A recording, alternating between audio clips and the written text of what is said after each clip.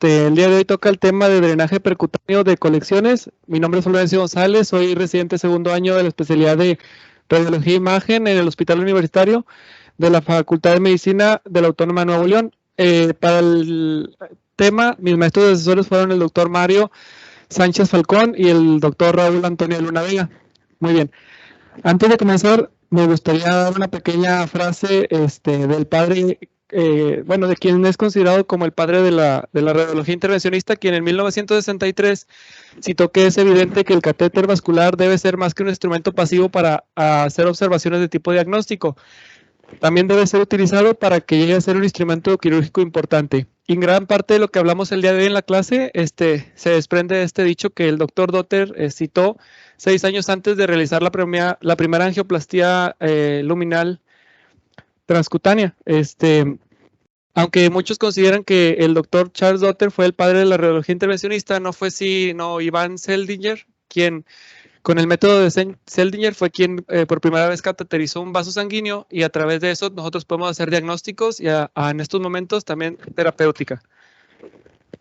A manera de introducción, pues bueno, sabemos que el drenaje percutáneo de colecciones es una labor diaria de los radiólogos intervencionistas. Es un procedimiento relativamente común y es de los más gratificantes, ya que es un procedimiento rápido la mayoría de las veces de hacer, y el paciente que llega con nosotros para realizarle este tipo de procedimientos, pues es un paciente en la mayoría de los casos delicado, que al momento de realizar o someterse a este procedimiento, su mejoría clínica es muy evidente.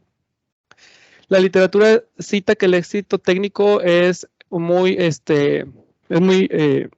alto, con hasta un 90% de la tasa de éxito. Y en pacientes que presentan sepsis, que es la mayoría de los casos que se nos presentan en este hospital, el procedimiento ofrece una solución inmediata y mínimamente invasiva al problema que pone en riesgo la vida, ya que en diversa literatura se ha presentado que hasta un 35% de los pacientes con sepsis fallecen si no se les da un tratamiento adecuado. Y algunos pacientes, aunque estén con antimicrobianos, no es sino hasta el procedimiento del drenaje cuando hay una notable mejoría clínica. Además, el drenaje percutáneo de colecciones ha demostrado ser una alternativa a la cirugía, ya que reduce significativamente los costos, el tiempo de hospitalización y obviamente la morbimortalidad del paciente. Existen complicaciones de este procedimiento, claro, como en todo procedimiento, son poco frecuentes y los radiólogos debemos de ser capaces de reconocer y tratar este tipo de complicaciones que valoramos un poquito más adelante.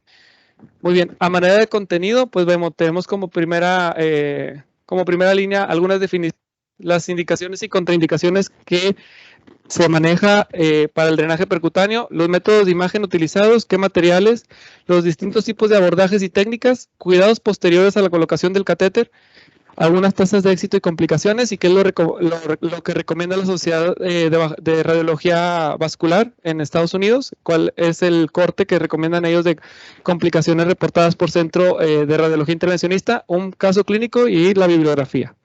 Bien, a manera de definición tenemos que entender estos 3 conceptos básicos: una colección, ¿qué es una colección?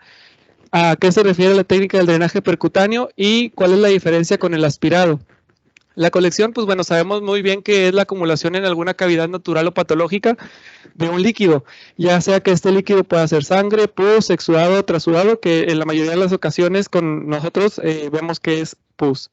El drenaje percutáneo, pues bueno, es la colocación de uno o más catéteres utilizando ya sea una guía por ultrasonido o una guía por tomografía para proveer al paciente de un drenaje continuo de una colección, mientras que el aspirado pues es solamente la evacuación del mismo al momento de estar haciendo el procedimiento sin colocar o sin dejar drenaje alguno.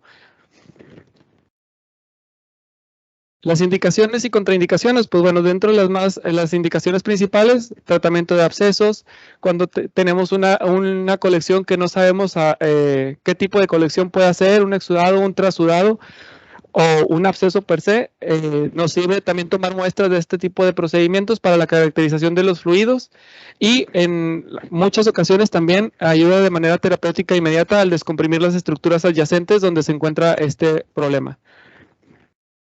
Las contraindicaciones más que nada son relativas, ya que algunas pueden corregirse.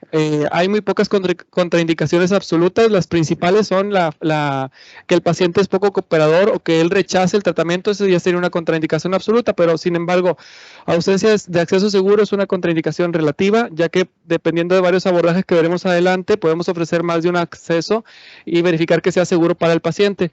La coagulopatía importante no corregible también es una contraindicación relativa, ya que se puede ofrecer al paciente plasma fresco, aféresis plaquetarias, vitamina K, y hay algunas colecciones que son septadas o que son de una composición muy viscosa.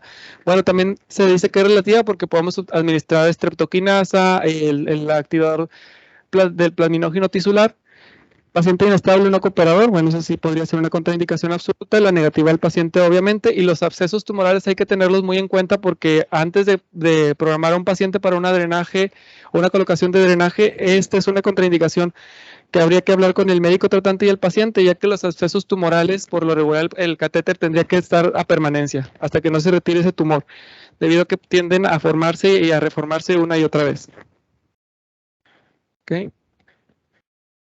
La evaluación previa al procedimiento, pues bueno, vimos una clase muy buena del doctor Gerardo Llamas hace algunas semanas, en donde nos hablaba del manejo del paciente en radiología intervencionista. Básicamente es lo mismo. Nos interesa mucho evaluar el riesgo de sangrado y para eso pedimos estos laboratorios. El INR, que debe estar menor o igual a 1.5, el tiempo de tromboplastina parcial activado, que debe estar menor de 30 segundos, y las plaquetas que al menos deben estar arriba de 50,000. Vamos a ver adelante las guías que manejan las sociedades americanas para estos procedimientos, y en estas guías de buenas prácticas clínicas nos hablan de dos tipos de riesgo bajo de sangrado y riesgo moderado de sangrado. Donde nosotros entramos en este tipo de procedimientos, ya que accedemos a cavidad intraabdominal, aunque no sea un procedimiento vascular, es un riesgo moderado de sangrado. Por eso pedimos al menos estos laboratorios para el paciente. El consentimiento informado, donde se le debe explicar ampliamente al paciente en qué consiste su procedimiento, los riesgos, los beneficios que se puedan alcanzar, si hay o no alternativa al tratamiento que le vamos a ofrecer, y que asegurarnos de que el paciente entienda, como lo decía el doctor Gerardo en su clase, que el paciente esté consciente de lo que estamos haciendo. La profilaxis con antibiótico, la mayoría de los pacientes colectados o coleccionados ya vienen con antibiótico de médico tratante. Sin embargo, si no tiene algún antibiótico, lo que podemos hacer es usar cefalosporina de tercera generación, ceftriaxona o la combinación de clindamicina y gentamicina cuando sospechamos de gram negativos o anaerobios, que son muy comunes en el tracto digestivo. Y la sedación moderada. Es muy importante también que la anestesiología nos esté apoyando, ya que si bien es un procedimiento que ocupa anestesia local, no es suficiente para el paciente y necesitamos que el paciente pues, esté lo menos que se pueda mover, ya que se hace un marcaje por planigrafía que más adelante veremos. Entonces, si el paciente siente molestia, obviamente se va a mover y esto nos puede cambiar el abordaje del catéter. Bien, esta es la tabla que les mencionábamos, es la tabla número 2 de las guías, del consenso de guías para el manejo procedimiento del estado de coagulación y hemostasia en los procedimientos de drenaje percutáneo. Vemos que el recambio del catéter de drenaje, ya sea biliar, de nefrostomía o el acceso a un catéter para drenar un absceso, cuando es recambio es un riesgo muy bajo de sangrado. Procedimientos como toracocentesis, paracentesis también, la aspiración de colecciones superficiales también son riesgos bajos de sangrado, pero ya donde nosotros, y aquí es donde él nos recomienda el manejo, que el INR se acepta hasta 2.0, no es necesario el tiempo parcial de tromboplastina, el hematocrito por lo regular no se suele solicitar, y las plaquetas están recomendadas solamente en caso de que sean menores de 50,000, realizar alguna aféresis plaquetaria. Es muy importante corroborar con el paciente que si está usando clopidogrel, lo suspenda al menos por 5 días antes del procedimiento. La aspirina que la mayoría de los pacientes están tomando son aspirinas Protect o de baja dosis, que son alrededor de 81 a 100 miligramos, entonces no es necesario en estos casos suspender aspirina. Y la heparina de bajo peso molecular es necesario solamente suspender una dosis previa al procedimiento. Y en la tabla número 2, aquí ya vemos son los procedimientos que tienen un riesgo alto de sangrado, y aquí es donde nosotros entramos en la clase del día de hoy, que aunque no es una intervención vascular, entramos a cavidad abdominal, a cavidad torácica o abscesos retroperitoneales para drenaje o biopsia. Bueno, ahí sí es necesario que el INR esté al menos hasta 1.5, y que los pacientes con plaquetas menores a 50,000 también se les ofrezca una aféresis plaquetaria. Y lo mismo pasaba con los medicamentos. Lo de los medicamentos se aplican tanto para bajo riesgo y riesgo moderado de sangrado. Perdón. ¿Puedo cambiar el micrófono? Gracias. Disculpen. Bueno, ahora vamos a hablar un poquito de los métodos de imagen, que básicamente en nuestro departamento y en lo que se maneja en todos lados es el ultrasonido, la tomografía y la fluoroscopía. A veces combinamos algunos de estos, como por ejemplo es muy común combinar el ultrasonido con la tomografía para localización de abscesos renales, o también utilizar la fluoroscopía con ultrasonido para el caso de las derivaciones biliares o las nefrostomías percutáneas. El ultrasonido, pues bueno, sabemos que es un método que no emplea radiación ionizante, que es portátil, que es accesible, ya que en la mayoría de los centros hospitalarios se encuentra. Sin embargo, nos da poca profundidad y una resolución a lo mejor no tan útil como la tomografía. Entonces, y ahí el riesgo de querer entrar a drenar colecciones profundas, pues es mayor al no tener una resolución espacial y saber identificar estructuras que nos puedan ocasionar algún daño en esa zona. Entonces, el ultrasonido solamente lo podemos utilizar en la mayoría de los casos con colecciones en mama, tejido subcutáneo o a nivel intramuscular. Sabemos también que es la modalidad elegida para los estudios o para las intervenciones pediátricas, y puede usarse también para drenaje transorificial, es decir, a través del recto, de los orificios naturales, recto y vagina. Sin embargo, vamos a ver más adelante que este tipo de drenajes es muy poco socorrido debido a que la colocación del catéter y la sujeción del mismo a las mucosas es poco segura y a lo mejor muy incómoda para el paciente. Nos da la ventaja de que se pueda visualizar en tiempo real y las demás opciones que ya hemos comentado. La tomografía, pues bueno, esta es la modalidad de imagen preferida para el drenaje intraabdominal de colecciones profundas, ya que su gran resolución nos permite detectar estructuras anatómicas importantes, definir las colindancias de la colección y evitar dañar órganos adyacentes o vasculatura. La mayoría de las veces que usamos la tomografía, pues es una tomografía simple. En pocos casos es donde usamos una contrastada, ya que el paciente ya tiene el diagnóstico. O sea, a nosotros se nos presenta el paciente, ya viene su estudio de imagen, el médico lo revisa, ve si es candidato o no, y en el estudio de imagen, pues la mayoría de las veces ya están contrastados, entonces no es necesario que durante el procedimiento lo volvamos a contrastar, a menos de que no tengamos un estudio previo, seguros de no poder delimitar la colección, por ejemplo, adyacente al recto, que es difícil a veces delimitarlo. Entonces ahí sí podríamos ofrecer un contraste durante el procedimiento, pero por la mayoría de las veces es simple. Bien, la fluoroscopía es el método que más radiación utiliza, lo veíamos en segundas clases, por segundo, creo que hasta 10 milisieverts, con el doctor Negroes nos lo estaba comentando. Sin embargo, permite la visualización en tiempo real también. Nos da oportunidad en casos de ángulos complejos de poder acceder más que en una tomografía. Cuando hay múltiples abscesos y tenemos que colocar varios drenajes, también es un método de imagen útil, y se hace en conjunto con ultrasonido. Sobre todo cuando sospechas algún tipo de fístula, pues le introduces contraste y ya puedes ver si realmente está conectada a alguna asa de intestino o algo más. Gracias, así es. Continuando, vamos ahora con los materiales. Bueno, dentro de los materiales que utilizamos básicamente es el kit de catéter, que se le pide al paciente y el día que viene el procedimiento ya lo trae u hospital lo requisita. El kit de catéter de drenaje, principalmente nosotros tenemos que estar seguros de qué French vamos a solicitar. Venía ahí en la literatura la frase en inglés que dice go big or go home, así como en el gimnasio, ¿no? De que vea lo grande o vete a la casa. Entonces ahí tenemos que seleccionar un catéter de un French adecuado para poder que el absceso salga, o sea, la colección se drene de manera adecuada, porque después vamos a tener el problema de que hay que recambiarlo, otra vez interviene el paciente, someterlo a radiación, la incomodidad, etcétera. Entonces, por eso es muy importante la evaluación previa al procedimiento. Trae el trocar de punta afilada, los dilatadores, el cable guía, catéter flexible, que la mayoría de lo que usamos nosotros son de 12 French, la bolsa de drenaje o recolectora y la llave de paso de 3 vías que nos va a permitir al momento de colocar el catéter hacer un aspirado o drenaje inmediato.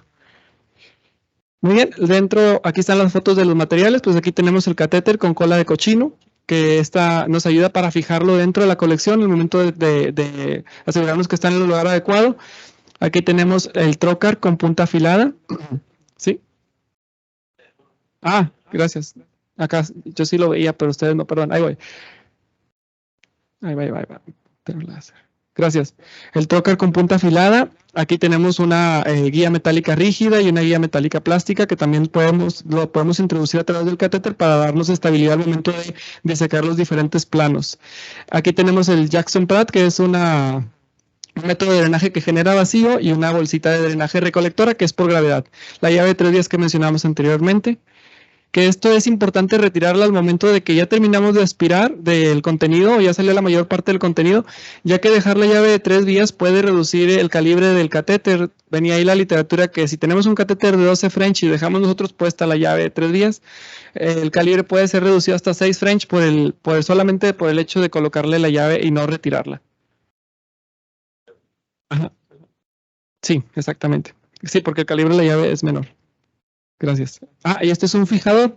La mayoría de las veces nosotros colocamos un yelco del número 20, retiramos la guía metálica, se queda el plastiquito y a través de ahí utilizamos el nylon 2 ceros para fijarlo, pero hay fijadores que también se adhieren a la piel y sujetan el catéter de esta manera como lo ven aquí.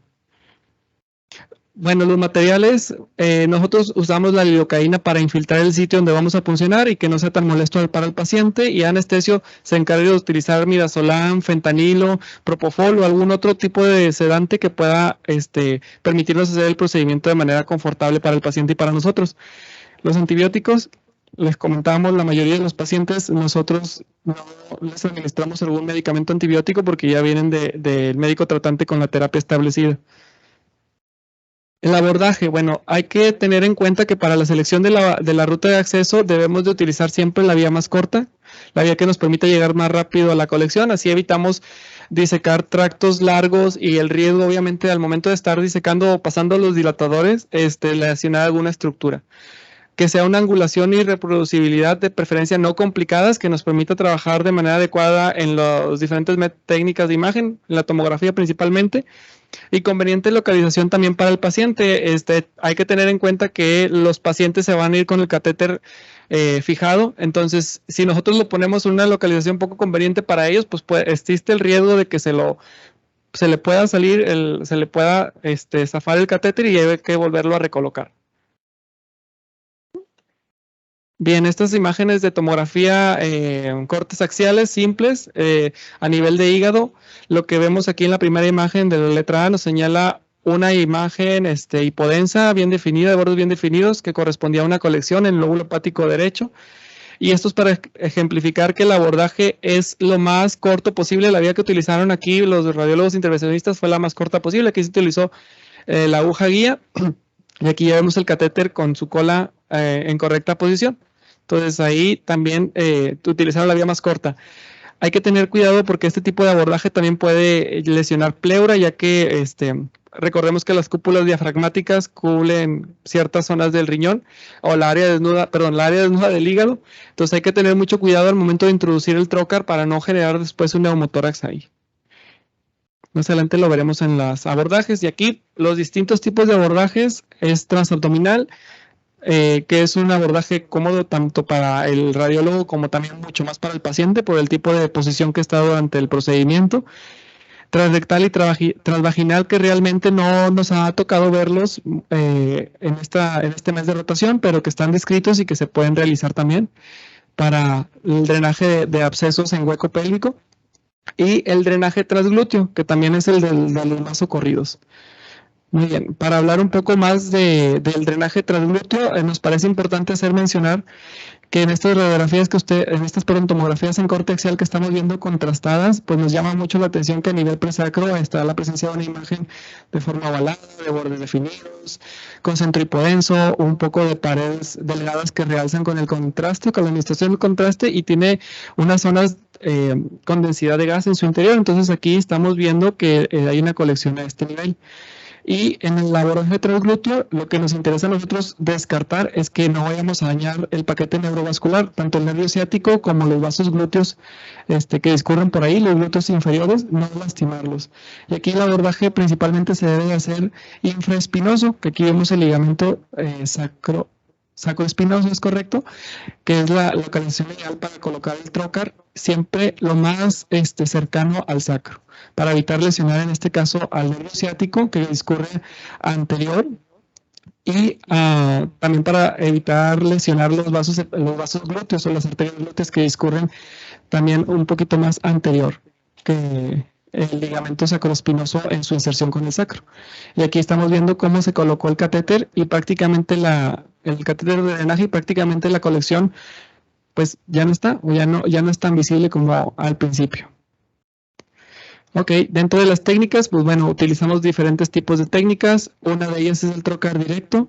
Y aquí consiste en montar el catéter de drenaje ya en un trocar con punta afilada y de manera directa ir a puncionar esa colección. Se utiliza sobre todo en colecciones superficiales, como en este caso que fue un paciente post-trasplante de riñón, un paciente con enfermedad renal crónica. Aquí vemos el injerto y aquí vemos los vasos ilíacos que regularmente ahí se hace la anastomosis y vemos una imagen adyacente al injerto, pues que nos llama la atención porque es de congénesis heterogénea, pero mini hipocoica, la vemos multiseptada, le ponemos flujo o le colocaron ahí el Doppler y no hay flujo en su interior, entonces quedó como una colección. Entonces, mediante la técnica de trocar directo, igual bajo anestesia, con la lidocaína simple en la topografía donde vamos a acceder, se procede a colocar la guía metálica con el catéter ya cargado. Entonces, ya una vez que nos aseguramos que la guía metálica está dentro de la colección, retiramos guía y dejamos el catéter ahí. Al mismo tiempo podemos aspirar, tomar muestras y asegurarnos de que está correctamente en la colección al ver si sale o no contenido del mismo. Esta es la técnica del trocar directo. Acá también en un abordaje transvaginal, estamos viendo aquí con un ultrasonido transvaginal una colección a nivel del anexo derecho, que en este caso se quedó como una hidrosalpinx. También se hizo un abordaje a través de vía transvaginal con el trocar directo. Entró el catéter ya cargado dentro del trocar, se coloca en la colección que está en este anexo derecho y se aspira. Aquí usamos el Doppler para verificar que durante la inserción del catéter no vaya a estar algún vaso interpuesto y podemos generar después un hematoma o un sitio de sangrado activo en esa zona. Ahora la técnica de trocar en tándem es parecida, solamente que en este tipo de técnica vamos a utilizar una aguja, la mayoría de las veces una aguja Chiva 21 o 22 gauge. El gauge nos dice qué tan grueso es. Recordemos que en el French, a mayor número de French, o sea, 14, 15, 16 es más grueso y esto se invierte en cuanto a las agujas. El gauge en un gauge menor.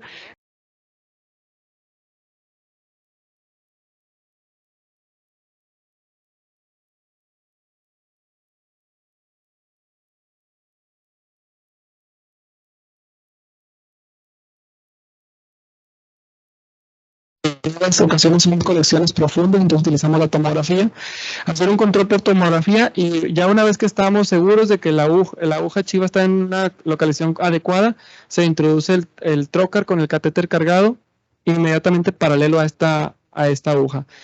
Entonces aquí en estas imágenes ustedes pueden ver que tenemos una tomografía también en cortes axiales con contraste positivo, oral positivo o rectal, perdón, donde vemos contraste en asas de intestino, vemos vejiga y posterior a esto vemos una colección. Esta colección es la que se intenta drenar. Entonces, previo a entrar, se hace una planimetría por tomografía.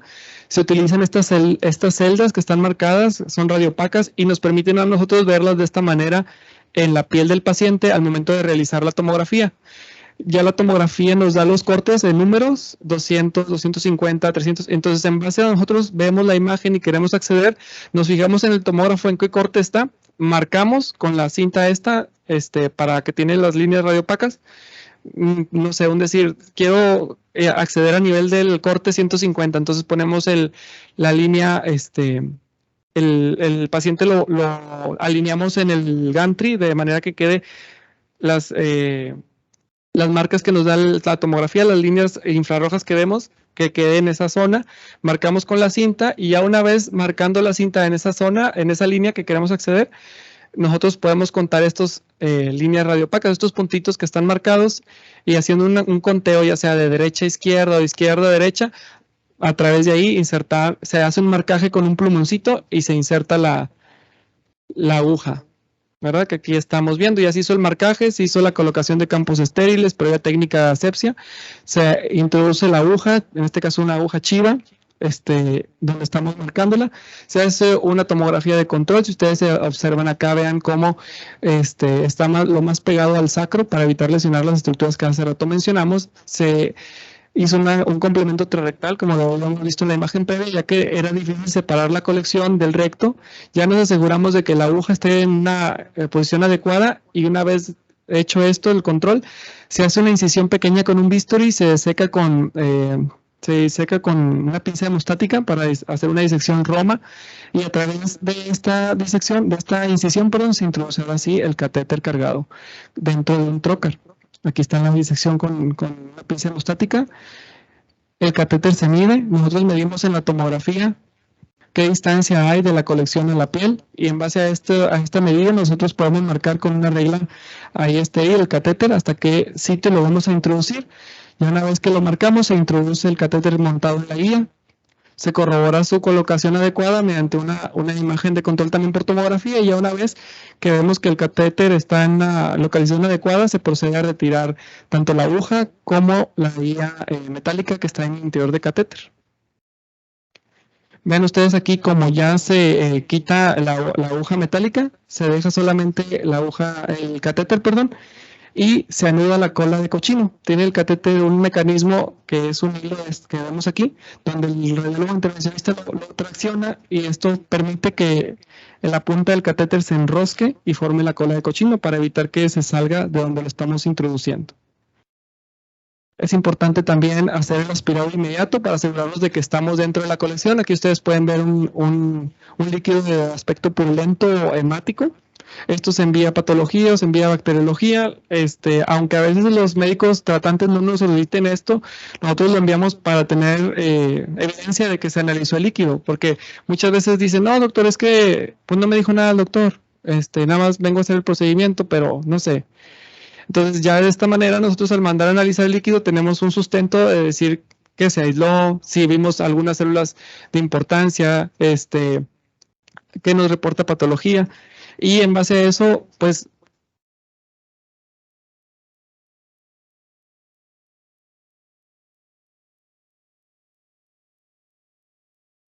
sería muy lógico que volviéramos o tuviéramos que volver a funcionar por la necesidad de que no mandamos a analizar el líquido. Se irriga, o sea, se drena lo máximo que se pueda, y una vez que estamos seguros de que ya no hay más líquido que drenar, se procede a irrigar con solución salina. Por eso es importante la colocación de la llave de 3 vías, de manera que nosotros podamos aspirar, recolectar muestras o mandar el contenido a la bolsa recolectora a través de esta conexión. Y también podamos irrigar, se carga con solución salina, se irriga y se vuelve a introducir la solución salina dentro de la colección para asegurarnos de que se aspiró la mayor parte. Ya veamos un control después en donde ya solamente se ve el catéter y prácticamente el líquido que tenía la colección está colapsado. Entonces es muy gratificante y satisfactorio ver que el paciente llega coleccionado, y en un procedimiento, no sé, de máximo media hora, pues se resuelve su problema. Y la mejoría clínica pues es notoria. Muy bien, la técnica de fijación, pues vemos que aquí en este caso la imagen nos ilustra que es una pegatina que se adhiere a la piel y trae un nylon ahí que se utiliza como sujetador del catéter. En nuestro caso nosotros utilizamos, como lo mencionábamos, un yelco del 20 más o menos, que es el rosita. Entonces se introduce el yelco en la piel, previamente anestesia local, se retira la guía metálica o la aguja, y a través del yelco se introduce el nylon 2 ceros y se anuda el catéter. Aquí está la bolsita recolectora. Okay. Ahora, otra técnica también, o la que más hemos visto que se utiliza en nuestro departamento, es la técnica de Seldinger. La técnica de Seldinger pues consiste en utilizar guías metálicas, utilizar coaxiales, utilizar en ocasiones microguías, y aparte utilizar también dilatadores. Dentro de la literatura marcaba que la técnica de Seldinger nos ofrece más seguridad, nos ofrece un mayor control, que entrar y funcionar de manera directa con las otras técnicas, como lo mencionaban, ya que la técnica de Seldinger es pausada y tiene un método establecido y nos permite ser un poquito más precisos al momento de entrar a la colección. Sin embargo, también si vamos a hacer una colección de un drenaje y vamos a acceder a través del hígado, pues también hay más riesgo de una siembra hematógena de los microorganismos que están en el drenaje, en la colección, perdón, y a través de los dilatadores, estar dilatando, también existe un mayor riesgo de siembra hematógena o de siembra a órganos circunvecinos de estos tipos de microorganismos. Vamos a ver la siguiente imagen. Les pusimos un video para explicar un poco más representativa la técnica de Seldinger, a ver si lo corre, pero prácticamente es posicionar el sitio de interés. En el video lo explica a manera de un vaso sanguíneo, pero en nuestro caso es posicionar el sitio de interés con la aguja chiva. Ya una vez que llegamos ahí, que tenemos un control tomográfico y que estamos en un lugar adecuado, ahora sí podemos pasar una guía, una microguía o una guía metálica y un axial que explicaba nuestro compañero Cristian en las clases anteriores de la técnica coaxial, que nos permitía mayor seguridad al momento de estar introduciendo guías. Vamos a ver si lo deja cargar. Después de que ya introducimos la guía o la microguía y el sistema coaxial, se empiezan a asegurarnos de que estamos dentro de la colección, se empiezan a pasar los dilatadores, que son de menor tamaño a mayor tamaño. Por ejemplo, si seleccionamos un catéter 10 French o 12 French, podemos utilizar dilatadores que van del 8, 9, 8, 10, 11 hasta llegar al French deseado, ahora hasta introducir el catéter. Ay, discúlpenme, ahí está el video. Bien, esto es un acceso vascular, es la técnica de Seldinger, pero en este caso para un acceso vascular estamos viendo que se introduce la aguja, se canaliza el vaso, nos da retorno sanguíneo y vemos cómo está saliendo la sangre a través de la aguja. Se introduce la guía metálica, ya que está dentro del vaso se retira la aguja. Se pasa el coaxial, el sistema coaxial, que en este caso vemos que es este blanco. Se retira el dilatador, el rígido, el sistema rígido y la aguja, y ya una vez dejado ahí, se puede pasar la microguía o la guía metálica, o la hidrofílica, perdónenme, que en este caso utilizamos guías hidrofílicas. Se retira el sistema coaxial y a través de la guía hidrofílica se pueden pasar los dilatadores y ahora sí el catéter. Bien, y estas imágenes pues son unas imágenes de tomografía también en corte axial contrastado de una colección retrogástrica, en el cual se utilizó un abordaje transabdominal. Vemos aquí la colección que se encuentra detrás de la cámara gástrica. Parece que son dos colecciones, las cuales aparentemente se comunican entre sí, y vemos la colocación del catéter que llega aquí y vemos también cómo la cantidad de colección disminuye. Esto que vemos aquí es el gas de la cámara gástrica. Ahí está. Ok, ¿cuáles son los cuidados que nosotros debemos de recomendar al paciente que se va con un drenaje o al médico tratante que está a cargo de este paciente? Lo ideal es que nosotros pasemos visita diariamente con ellos, que estemos interrogando al paciente cómo se siente el drenaje, si ha tenido alguna irritación en la piel, si ha tenido algún cambio de coloración en la misma donde está colocado el drenaje, ver cuánto drena por día, valorar también si han mejorado los síntomas que tenía antes de la colocación. Y lo que se maneja, o lo que maneja la literatura que revisamos, pues es que se debe de irrigar diariamente con solución salina. Hay que inspeccionar la posición del catéter, que el paciente nos conozca, que nos vea presentes con ellos, que sepa que pues nosotros fuimos quien le realizamos el procedimiento, es la manera de interrogarlo. Hay que medir el gasto del catéter. Y es muy importante que a los 7 días busquemos los resultados del laboratorio, sobre todo del cultivo, que es el que más se tarda para estar.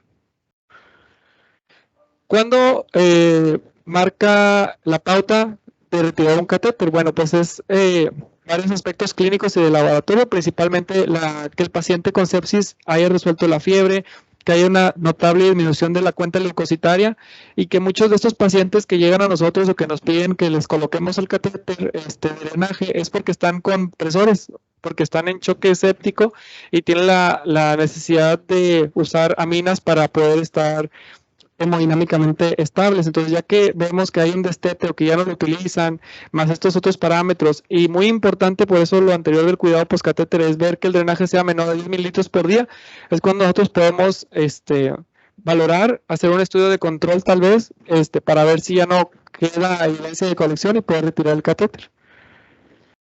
¿Cuáles son los criterios para no retirar el catéter? Pues bueno, básicamente lo contrario a lo que veíamos anteriormente, persistencia de la leucocitosis, que no haya gasto, sin más gasto por el catéter, persistencia de la fiebre o salida persistente de fluido. Hay que estar alerta en estos dos casos, porque si ya no vemos que hay gasto por el catéter, pues tal vez se movió, tal vez la colección se hizo loculada o se hizo más espesa, tal vez ahí hay que usar un catéter de un mayor grosor, o tal vez tengamos que usar el activador del plaminógeno tisular o estreptoquinasa, que la estreptoquinasa pues no es muy recomendada por las alergias que puede ocasionar. Entonces el activador del plaminógeno tisular, para poder disolver esos lóculos y poder que siga drenando este catéter. También si está mal colocado, pues hay que volver a tomar algún estudio de imagen para ver la necesidad de recolocarlo. En caso de salida de fluido persistente, pues ahí sí sería sospechar si el paciente tiene o se colocó el catéter en un absceso tumoral, como lo mencionamos anteriormente, o que si hay una zona de obstrucción distal a donde está el catéter, o en algunos casos que si hay una fístula, que es lo que está ocasionando que siga saliendo el líquido a través del catéter. Vamos a hablar un poquito de las tasas de éxito y complicaciones. Vemos aquí que lo que maneja la literatura, este artículo que revisamos, que ya es un poco antiguo, del 2010, que se publicó en la revista de Radiología Intervencionista y Vascular, manejaba que la tasa o lo que sugerían ellos de corte de éxito es del 95% para la aspiración de una colección y su caracterización. Y para la colocación del drenaje, y en este caso curar o parcialmente mejorar el estado del paciente, la tasa de éxito que ellos sugieren es de al menos del 85% en los diferentes centros donde esto se lleva a cabo. Cabe mencionar también que la colocación de los catéteres de drenaje percutáneo muchas veces son curativos y el paciente le resuelve el problema, pero muchas veces también es una terapia puente antes del paciente pasarlo a una cirugía. Ok, y aquí vemos ya desglosado en cuanto a complicaciones mayores. Por ejemplo, las que vemos aquí son las reportadas en la literatura. Choque séptico varía de 1 a 2%. La bacteremia que requiere una nueva intervención hasta un 5%, y lo que sugieren ellos, los autores de estos artículos, es que hasta un 10% se puede permitir esto, hasta un 2% la hemorragia que requiere transfusión, o casos de superinfección, en casos de que el fluido era estéril y se contaminó, hasta un 2% también. Y algunas lesiones mayores también, que puede ser una lesión a un órgano abdominal, intraabdominal, como la lesión al intestino, que requieren intervención, va sugerido hasta un 2%, la lesión a pleura 2%, y que hagamos un neumotórax, hemotórax o un derrame pleural, hasta un 20% ellos sugieren que está permitido. Ahora, estas tasas que ellos sugieren de corte varían de lugar a lugar, varían del número de pacientes que se intervienen, varía de los procedimientos que se intervienen, o sea, no es un valor absoluto, eso es lo recomendado. Lo ideal es que cada departamento de radiología intervencionista tenga una estadística en la cual se reporte procedimiento realizado, hubo o no complicaciones, y al final de un cierto tiempo llevar a cabo una estadística y decir, con la ocasión de drenaje intraabdominal, cuántos requirieron intervención nuevamente, cuántos hicieron bacteremia, y llevar algo para compararnos con la literatura o con lo que establecen las guías internacionales. Ahora, es importante recalcar que ellos mismos o las guías establecen que la sala donde se coloca un catéter, lo ideal es que sea una sala híbrida, o sea, que también sea una sala en donde si el paciente tiene alguna lesión, inadvertida o no intencionada de algún órgano o de un vaso sanguíneo y que requiera ser intervenido por cirugía, o sea, que la sala esté preparada también para eso, que tengamos obviamente el carrito rojo, el anestesiólogo ahí, porque puede pasar que durante la intervención se pueda lesionar alguna estructura vital y el paciente tenga que ser derivado a quirófano. Entonces, por eso se recomienda que también sean en sala híbridos, en comunicación con el equipo de cirugía y con todos los encargados de la resucitación en caso de que se requiera. Enfermería, carro rojo, anestesiología, etcétera.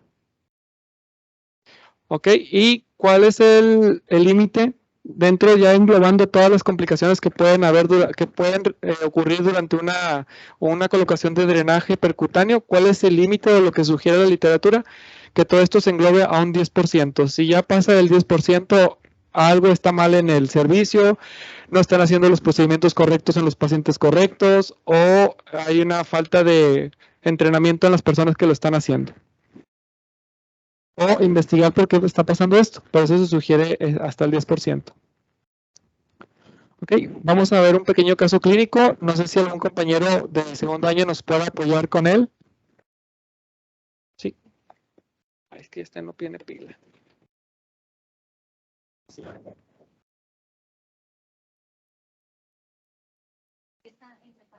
Ah.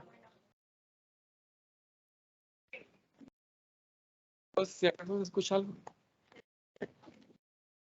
Bueno, el siguiente caso clínico es un masculino que tuvo una enfermedad diverticular y obviamente pues se coleccionó, hizo una diverticulitis y se operó aparotomía exploradora de diverticulitis y nos llegan a interconsultar con esta imagen de tomografía. ¿Nos puedes explicar qué ves, qué sugieres, qué opinas de esta imagen, por favor, doctora? Sí, buenos días. Nos encontramos ante una tomografía computarizada axial. El paciente en el momento del estudio se encuentra en decúbito prono. Me parece que la imagen no está contrastada.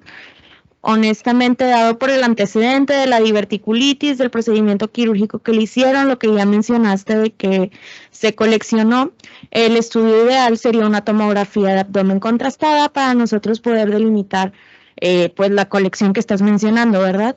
Ahora, que si nos vamos a ciegas, pues podríamos buscar algún dato pues por ahí indirecto, alguna densidad que nos pudiera dar por ahí de líquido para más o menos irnos posicionando en donde pudiera estar la colección, ¿verdad?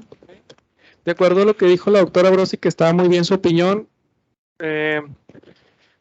Doctor Daniel, ¿qué opina? ¿Qué tipo de abordaje estarías ofreciéndole a este paciente de los que vimos? Transabdominal, transrectal. Está bien, no pasa nada porque es... Podríamos ofrecerle al paciente un abordaje transglúteo. ¿Es correcto? Muy bien, ¿y te recuerdas qué estructuras debemos de cuidar al ofrecer un abordaje transglúteo? Los nervios, hablando específicamente, el nervio ciático tendríamos que tener especial cuidado. Es correcto, muy bien. Muy bien, y vamos a darle a la doctora Brosig lo que pide, que es su tomografía contrastada. Ok, doctora. Muchas gracias, se agradece. Ahora sí, puedo ver una estructura redondeada, hipodensa, con realce. Gracias, Florencio. Más hacia tu... Ajá. Con paredes que realzan a la administración del medio de contraste, las cuales son delgadas y podríamos estar hablando de que existe una colección. Ok, muy bien. Es correcto, muy bien. Y vemos cómo... Entonces sí es importante lo que la doctora Brosig, porque sin el contraste pues podríamos entrar a ciegas y llegar a colocar el catéter en el recto, pues no, ¿verdad? O sea, no es la intención del procedimiento. Aquí es lo que ustedes ven, estas líneas o puntos radiodensos, son el marcaje que se hace para el abordaje. Como le dijo el doctor Daniel, hay que tener en consideración el nervio ciático y las arterias glúteas inferiores, y el sitio de abordaje preferido en esta ocasión es un abordaje transglúteo. Muy bien. ¿Nos podrían describir esa imagen, por favor? Claro que sí. Bueno, podemos ver en esta imagen también de tomografía axial computarizada, donde tenemos esta estructura lineal, la cual se observa pues hiperdensa, que podría corresponder con un drenaje percutáneo.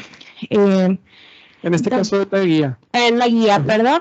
Se hace primero la introducción de la guía hasta llegar hasta el sitio donde se encontraría la colección. Ok, muy bien. Y ahí donde veamos ya sigue el famoso rollo. Es que en primera instancia es la chiva de 18 y ya después de la chiva se debería introducir la guía. Ajá. ¿Y esa técnica cómo se llama?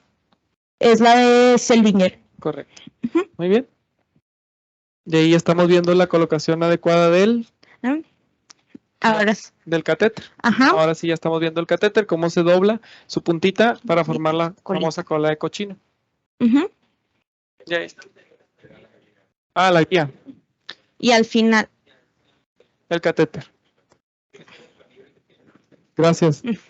Y por último, esta imagen de fluoroscopía, ¿qué les hace sospechar? ¿Alguien que quiera decir?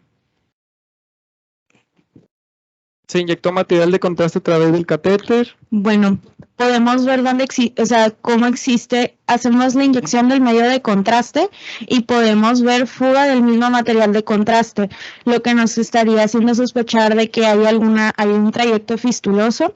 Pues sí me gustaría ver, no sé si tengas más imágenes de la fluoroscopía para... No, perdón, eso sí te lo llevamos, pero sí es un trayecto fistuloso. Ahí en tu trayecto fistuloso, entonces el catéter se tuvo que dejar por una semana más porque el paciente ya no tenía síntomas, había resuelto la fiebre, había resuelto la leucocitosis y ellos querían retirarlo. Sin embargo, se administra medio de contraste a través del catéter y por fluoroscopía se observa esta fístula. Entonces, si retiramos el catéter antes de tiempo y antes de ver esta fístula, pues el paciente va a volver a coleccionarse.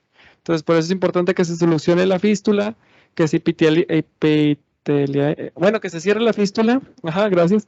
Y ahora sí ya podemos de una vez retirar el catéter. Y algunas referencias. Muchas gracias. No sé si tengan algún comentario, alguna opinión, algo que puedan agregar o alguna duda.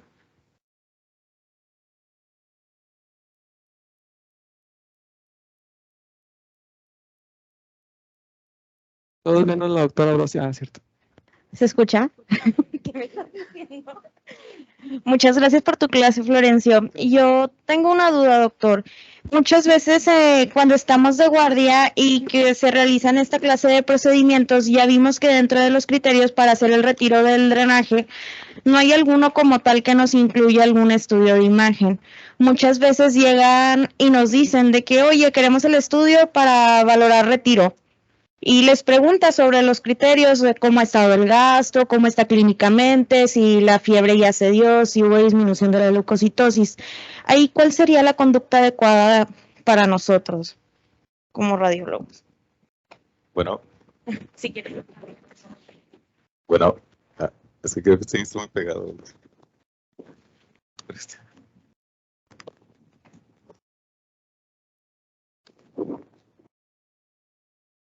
Vaya, nosotros tenemos que valorar siempre todos los laboratorios y el problema aquí con nosotros tal vez es que nos lo viene a comentar un residente.